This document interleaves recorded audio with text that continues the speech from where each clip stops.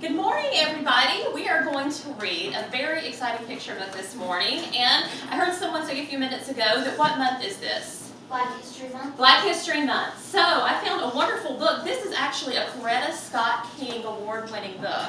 And if you look at the little seal here that's on the front of it, that is going to tell us that these books were chosen because they promote peace, nonviolent social change, and brotherhood.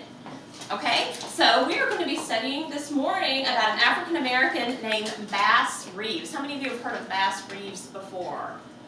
I had never heard of him until I read this book, and he is an exciting character that we don't hear much about. This is a true story, okay? So that would make it what, fiction or nonfiction? Nonfiction. Nonfiction. And you've also been studying, I know last week you were talking about biographies, right?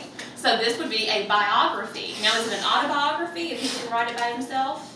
No. No, it's just a biography, right? Someone else wrote this about him. So what we're going to do is start with the book, Bad News for Outlaws, The Remarkable Life of Bass Reeves, Deputy U.S. Marshal.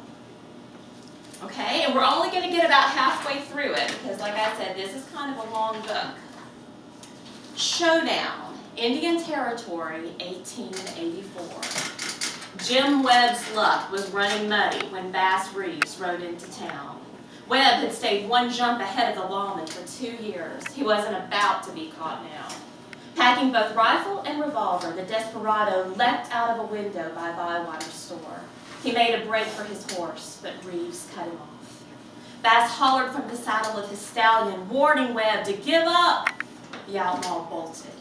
Bass shook his head. He hated bloodshed, but Webb might need killing. As a deputy U.S. Marshal, it was Bass's job to bring Webb in, alive or dead. Bass had put Webb behind bars before, but the outlaw was back on the run, and that would end today. Webb couldn't outrun a horse, and he knew he'd hang for sure this time. In a last-ditch effort to escape, Webb stopped in his tracks, turned, and let loose with his rifle.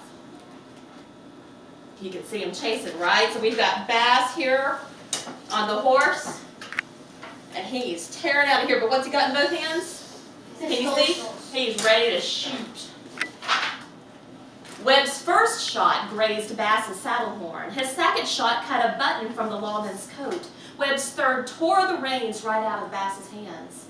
Bass ducked his head, dove off his horse, and rolled to his feet just as a fourth bullet clipped the brim of his hat.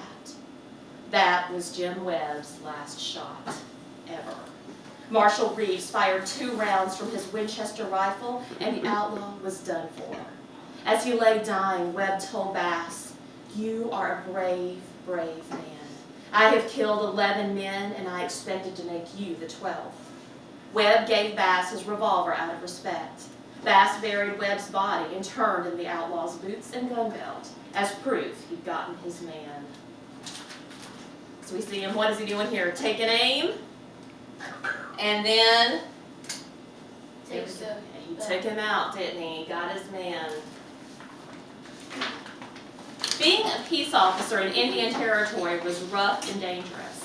The area swarmed with horse thieves, train robbers, cattle rustlers, and gunslingers. Bandits, swindlers, and murderers thrived. Travelers sometimes disappeared, never to be heard from again. A lawman's career could be short and end bloody.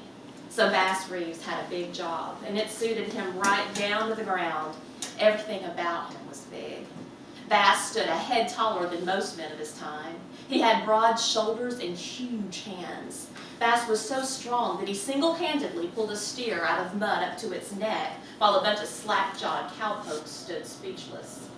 Bass sported a large, bushy mustache and wore a wide-brimmed black hat. He rode tall, powerful horses. But the biggest thing about Bass Reeves was his character.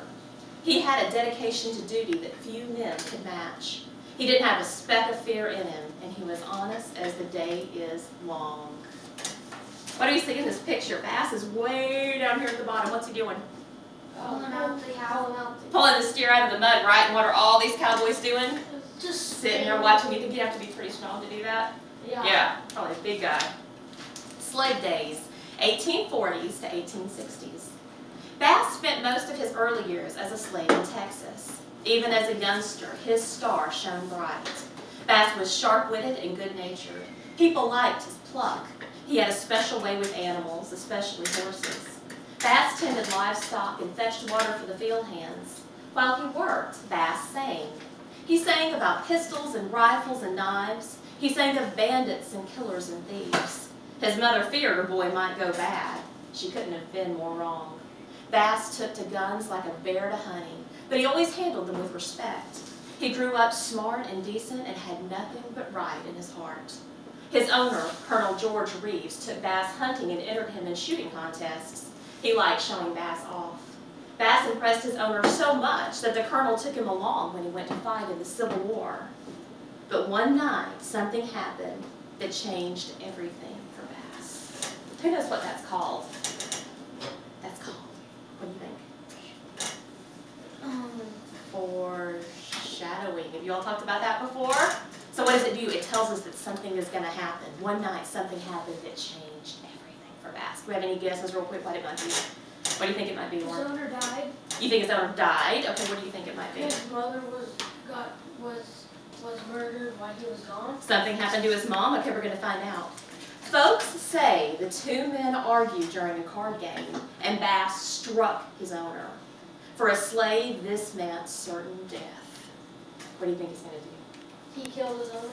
He struck him, so he hit him. It doesn't say he killed him, but what do you think he's going to do? Because that says that means certain death for a slave.